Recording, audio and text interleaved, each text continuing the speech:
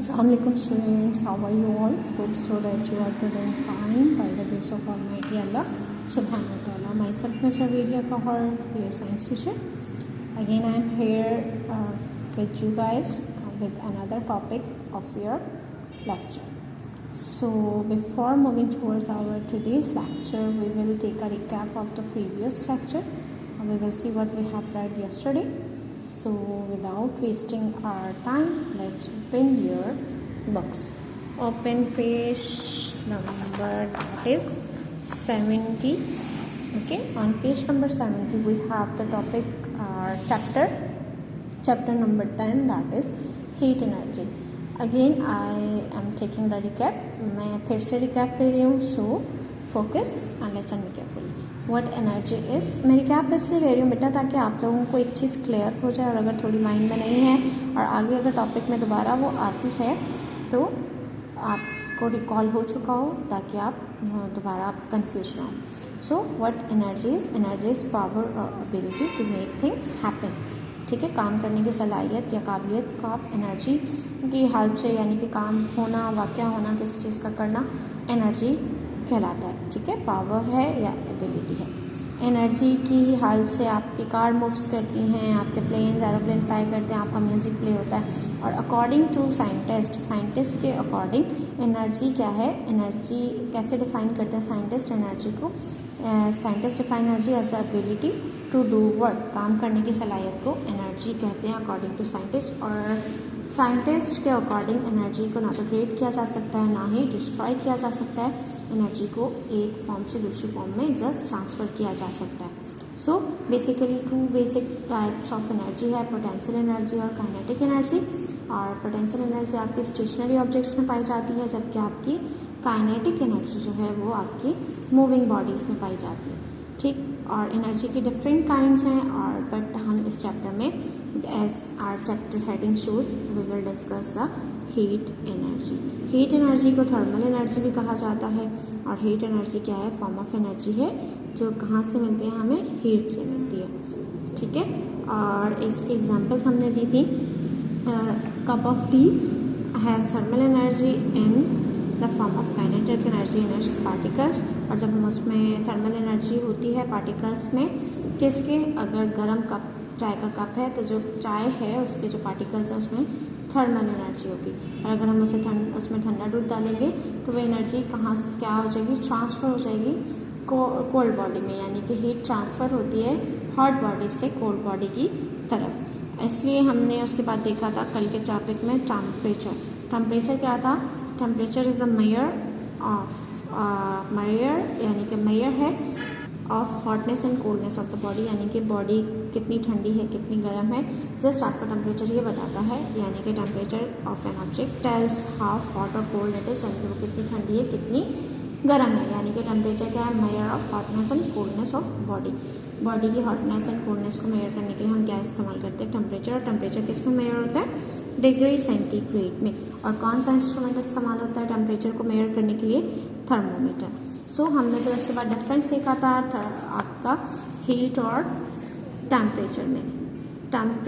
Heat क्या है और टेम्परेचर क्या है, और यानी कि उनमें डिफरेंस क्या है, इसके लिए हमने एग्जाम्पल ली थी. क्योंकि हम exactly heat is a form of energy, और हीट क्या है, आपकी बॉडी को कोल्ड या गर्म करती है. तो हम उस कितना गर्म है कितना ठंडा है हम उसको जस्ट मेजर कर सकते हैं. ठीक है, तो हमने ये देखा था कि एक स्विमिंग पूल है, उसका जो टेम्परेचर है 30 डिग्री सेंटीग्रेड है.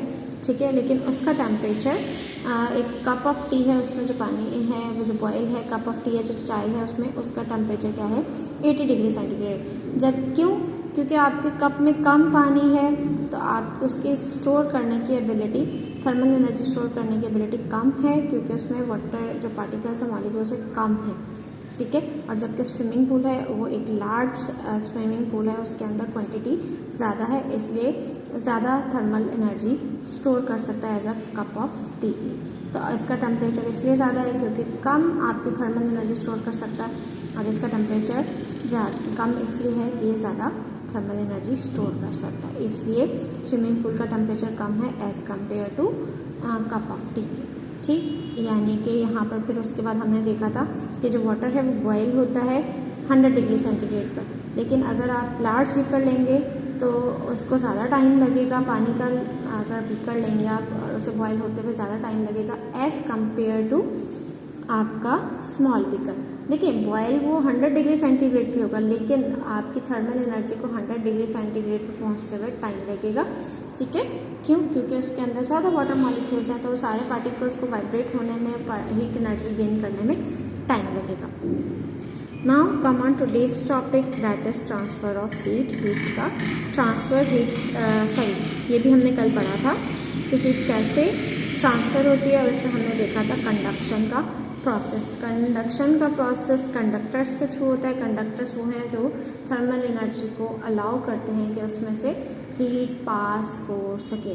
तो वो जो प्रोसेस, जिस प्रोसेस के ज़रिए हीट पास होती है without movement of material itself, material यहाँ पर मूव नहीं कर रहा, जस्ट पार्टिकल्स मूव कर रहे हैं, एक दूसरे से बम्प हो रहे हैं और हीट को ट्रांसफ़र कर रहे हैं। एक पार्टिकल दूसरे पार्टिकल में बम्प होगा, उसको वाइब्रेट करेगा। देखिए हीट की वजह से वाइब्रेट करना स्टार्ट होंगे पार्टिकल। एक पार्टिकल दूसरे वाइब्रेट होगा तो दूसरे को बम्प करेगा, दूसरे आप वाइब्रेट होगा तीसरे को वाइब्रेट करेगा। इस तरह ये एक एज आप इसका गर्म होगा और इसका ठंडा होगा, तो आपको पता है हीट ट्रांसफ़र होती है हॉट बॉडी से कोल्ड बॉडी की तरफ। तो आपकी क्या होगा, heat is applied, one and पर हीट अप्लाई की जाएगी, पार्टिकल वाइब्रेट करेंगे, एक दूसरे के अगेंस्ट बम्प करेंगे और हीट क्या होगा, ट्रांसफ़र होता जाएगा। और एक टाइम आएगा कि पूरा आपका जो रॉड है, मेटल रॉड है, इसमें मेटल रॉड की एग्जांपल है, वो पूरी गर्म हो जाएगी। जबकि मैंने आपको एग्जांपल दी थी, आप घरों में नॉर्मली कुकिंग जब करते हैं तो वो वुडन स्पून इस्तेमाल करते हैं। अगर आप स्टील या लोहे का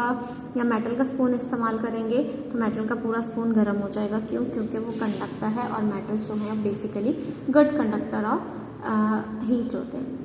इलेक्ट्रिसिटी भी होते हैं, लेकिन यहाँ पर आप हीट पढ़ रहे हैं तो आपके जो मेटल हैं वो हीट के गुड कंडक्टर हैं। और इंसुलेटर्स, उसके बाद हमने देखा था इंसुलेटर एंड कंडक्टर्स को। तो वो मटेरियल जो हीट एनर्जी को आसानी से पास होने देता है कंडक्टर कहलाते हैं, और वो मटेरियल्स, वो सब्सटेंसेस जो हीट एनर्जी को पास होने नहीं देते वो इंसुलेटर्स कहलाते हैं। जैसे कि आप वुड का स्पून इस्तेमाल करते हैं, वुडन स्पून इस्तेमाल करते हैं कुकिंग में, वो इसी वजह से इस्तेमाल करते हैं कि हीट पास नहीं होती। इसी तरह अगर आप मेटल का स्पून इस्तेमाल कर रहे हैं तो उसका जो हैंडल वगैरह है वो वुड का बना होगा या प्लास्टिक का बना होगा, क्योंकि wood and plastic are bad conductors, यानी कि इंसुलेटर्स हैं। Now come on second method of heat transfer. Heat transfer के 3 मैथड थे, conduction, convection and radiation. Conduction हमने कल पढ़ लिया था, आज हम कन्वेक्शन और रेडिएशन को कवर करेंगे। कन्वेक्शन क्या है? कन्वेक्शन बेसिकली लिक्विड्स और गैसेस में होता है। ठीक है, कन्वेक्शन का प्रोसेस लिक्विड एंड गैसेस में होता है। When particles in liquid get warm, जब लिक्विड के पार्टिकल्स गर्म हो जाते हैं, दे बिकम हॉट, वो वार्म किए जाते हैं तो वो हॉट हो जाते हैं, गर्म हो जाते हैं, एंड लेस डेंस, उनकी डेंसिटी कम हो जाती है। And they rise up, definitely जब वो गर्म होंगे उनकी डेंसिटी कम होगी तो वो ऊपर चले जाएंगे। जो गर्म होते जा रहे हैं, तो देखिए आपने एक पैन लिया, हीट जलाई, आग जलाई, तो आपके लोअर बॉटम के जो मॉलिक्यूल्स हैं वो सबसे पहले गर्म होंगे। ठीक है, तो जब वो गर्म होंगे, हीट गेन करेंगे तो उनकी डेंसिटी कम हो जाएगी ऊपर वाले पानी से, तो क्या होगा कि ऊपर की साइड पर मूव करना स्टार्ट कर देंगे। The space is quickly replaced by cooler particles that are dense, यानी कि जैसे ही ये ऊपर गए, ठीक है, गर्म होते गए, ऊपर जाने लग गए, तो ये जो ठंडे पार्टिकल्स थे उन्होंने इसकी प्लेस ले ली। गर्म वाले ऊपर जा रहे हैं, ठंडे वाले जो थे ऊपर वो नीचे आ गए, जल्दी से उन्होंने उसको रिप्लेस कर लिया, क्योंकि उनकी डेंसिटी ज़्यादा थी। बिकॉज दे आर हैवियर, क्योंकि उनकी डेंसिटी ज़्यादा होने का मतलब यानी कि वो हैवियर थे। Thermal energy is transfer from hot places to cold, hot places से कोल्ड प्लेसेस, यानी कि ऊपर जा रही है हॉट, कोल्ड पार्टिकल्स नीचे आ रहे हैं, वो गर्म हो रहे हैं। तो इस तरह कन्वेंशन, ये जो प्रोसेस है, हॉट लिक्विड ऊपर जाएगा, कोल्ड नीचे आएगा, तो ये प्रोसेस क्या है? कन्वेक्शन का प्रोसेस है। From hot places to cold places, air और लिक्विड बाय कन्वेक्शन, कन्वेक्शन की प्रोसेस है। देखिए आप इसके एग्जाम्पल ले लेते हैं। आपको जनरल एग्जाम्पल लेंगे, गर्मियों में आप जब फ़ैन चलाते हो तो आपका फ़ैन गर्म हवा देता है, आपको ठंडी हवा नहीं देता। वो इस वजह से कि एयर जो होती है वो राइज होती है, गर्म एयर जो होती है, आपके टेम्परेचर बढ़ता है तो एयर गर्म होती है, गर्म एयर राइज होकर फ़ैन के पास, फॉर एग्जांपल ये फ़ैन है तो ये फ़ैन के पास होती है। जब आप फ़ैन चलाते हो तो गर्म एयर नीचे आती है तो ठंडी एयर उसको रिप्लेस कर देती है, गर्म एयर नीचे आती है, ठंडी एयर, और एक टाइम आता है कि टेम्परेचर बिल्कुल इक्वल हो जाता है, बैलेंस हो गया ना, यानी कि मिक्स हो गया। तो ये कन्वेक्शन, तो मैंने आपको बताया है कन्वेक्शन का प्रोसेस जो है वो लिक्विड एंड गैसेस में होता है। एयर क्या है? Mixture of gases. तो गैसेस और लिक्विड में कौन सा प्रोसेस होता है? कन्वेक्शन का प्रोसेस होता है। Here is an example, in the pot of water, water के पॉट में नोटिस करें how liquid with more thermal energy rises and particles with less thermal energy fall. देखिए यहाँ जो पार्टिकल्स होंगे जिनकी थर्मल एनर्जी ज़्यादा होगी वो ऊपर जाएंगे, ठीक है, और जिनके पार्टिकल्स की एनर्जी कम होगी वो नीचे आएंगे। इस तरह ग्रेजुअली पूरे जितने भी वाटर के पार्टिकल्स हैं वो हीट अप होते जाएंगे। एग्जाम्पल इन गैसेस में example, in this room notice how warm air particles with more thermal energy rise and particles with less thermal energy fall. यानी कि जो रूम में मैंने आपको एग्जांपल दे दी फ़ैन की, आप गर्मियों में फ़ैन चलाते हो तो पार्टिकल्स जो हैं air particles, gas particles, air is a mixture of gas. तो जो गैस के पार्टिकल्स हैं, एयर के पार्टिकल्स हैं जो वार्म होते हैं वो ऊपर फ़ैन की तरफ, जाहिर सी बात है रूफ की तरफ जाएंगे, राइज अप होंगे। तो जब आप फ़ैन चलाते हो तो आपको गर्म एयर फील होती है। Now come on radiation. Radiation क्या है? All objects transfer thermal energy by infrared radiation. जितने भी ऑब्जेक्ट्स हैं वो थर्मल एनर्जी रिलीज करते हैं किसके फॉर्म में? इंफ्रारेड रेडिएशन के फॉर्म में।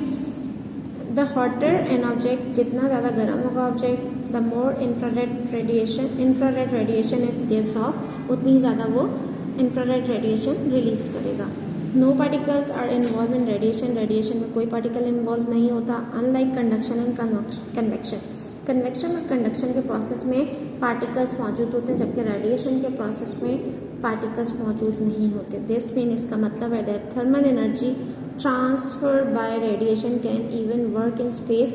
यानी कि ट्रांसफ़र, जो थर्मल एनर्जी का ट्रांसफ़र है रेडिएशन के ज़रिए वो स्पेस में भी वर्क कर सकता है। देखिए वैक्यूम, जहाँ वैक्यूम होगा इसका मतलब वहाँ कोई भी, वैक्यूम में कोई भी पार्टिकल मौजूद नहीं होगा, जबकि आपके पास सन एनर्जी पहुंच रही है। कैसे पहुंच रही है? तो वो कौन सा प्रोसेस से पहुंच रही है? रेडिएशन, क्योंकि स्पेस में तो पार्टिकल्स ही नहीं है। तो इसका मतलब है कंडक्शन और कन्वेक्शन के प्रोसेस में, कंडक्शन और कन्वेक्शन के प्रोसेस में आपको पार्टिकल्स की नीड होती है। देखिए कंडक्शन के प्रोसेस में एक पार्टिकल दूसरे पार्टिकल से बम्प कर रहा था, ठीक है, तो आपका दूसरा पार्टिकल तीसरे से चौथा से, इस तरह कंडक्शन का process, heat energy, thermal energy conduct हो रही थी। कन्वेक्शन के प्रोसेस में जो लेस डेंस पार्टिकल्स थे वो ऊपर जा रहे थे और जो डेंस थे वो नीचे आ रहे थे और हीट अप हो रहे थे। इस तरह ये सारी प्रोसेस हो रहा था। जबकि रेडिएशन के प्रोसेस में पार्टिकल्स के इन्वॉल्वमेंट ही नहीं है, ठीक है। इंफ्रारेड रेडिएशन के थ्रू आपकी एनर्जी एमिट होती है, हीट एनर्जी एमिट होती है। तो इसका मतलब है स्पेस में वर्क करेंगे, क्योंकि स्पेस में तो वैक्यूम है और वैक्यूम, आपके वैक्यूम में कोई भी चीज़ मतलब जो कन्वेक्शन और कंडक्शन का प्रोसेस तो हो नहीं सकता, but conduction and convection can not, ठीक है। यानी कि स्पेस में रेडिएशन का प्रोसेस हो सकता है, कंडक्शन और कन्वेक्शन का नहीं हो सकता। और यही वजह है कि सन एनर्जी और हीट एनर्जी हम तक पहुंच रही है कौन से प्रोसेस के ज़रिए? रेडिएशन के प्रोसेस के ज़रिए, शुआओं के प्रोसेस के ज़रिए। One good example is the sun. इसकी सबसे अच्छी एग्जाम्पल क्या है? सन है। Even though it is million of kilometre away, अगरचे वो मिलियन ऑफ किलोमीटर दूर है हमसे और स्पेस में है, we can still feel its heat, हम फिर भी उसकी तपिश महसूस कर सकते हैं। Radiation is how we can feel the heat of the sun. और यही वजह है, रेडिएशन ही वजह है कि हम सन की हीट को फील कर सकते हैं। सन से जो हमारे पास हीट आती है वो कौन सी फॉर्म में आती है? रेडिएशन की फॉर्म में आती है। Okay student, this is all about today's topic.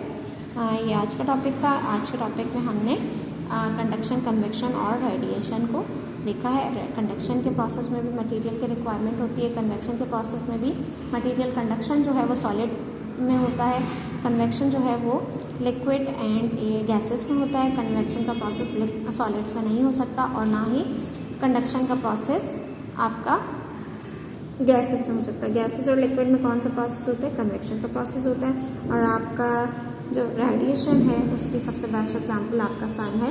आप सूरज में निकलते हो, आपको उसकी तपिश महसूस होती है, सर्दियों में कम और गर्मियों में बहुत ज़्यादा। इवन कि अभी भी अगर आप निकलेंगे तपिश फील होगी आपको। Okay students, at the end of the topic I am giving you simple छोटा सा टास्क दे रही हूँ। आपने क्या करना है, आपने कंडक्शन, कन्वेक्शन और रेडिएशन की एग्जाम्पल्स लिखनी है, ठीक है। दो दो एग्जाम्पल्स लिखनी है, रफ कॉपी में लिख लीजिए, फिर मैं आपको एंड ऑफ द चैप्टर बताऊंगी कि इसके साथ क्या करना है और आपने किस लिए मैंने आपसे लिखवाई थी। Okay student, this is all about today's lecture. इंशाल्लाह we will meet in next lecture. Till then अपना बहुत सारा ख्याल रखिएगा। फी अमान अल्लाह।